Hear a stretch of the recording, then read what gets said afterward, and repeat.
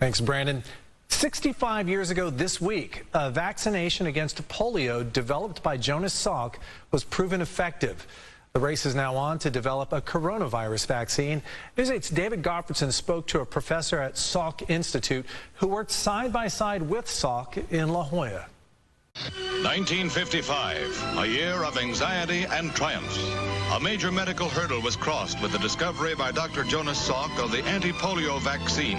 The vaccine discovered by Jonas Salk in 1955 was produced from the polio virus itself. It was killed with formaldehyde before being injected into patients. Jonas's vaccine was a killed version of the virus. So if you followed the protocol correctly, you would have a dead virus. There was never any chance of anybody being infected by the vaccine.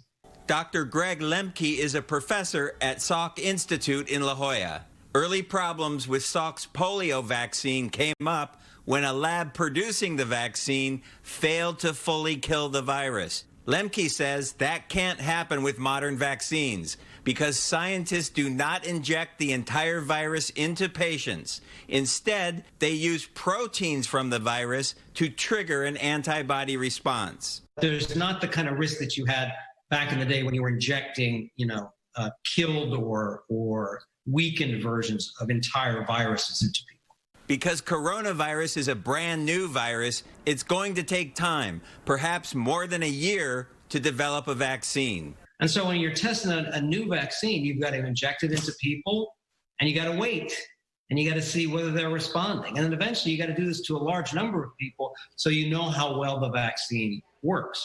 Once a coronavirus vaccine is approved, researchers still don't know how long it will be effective. It all depends on how fast the virus mutates. Most times when things mutate, mutation isn't something good. It's a mutation that makes the virus weaker.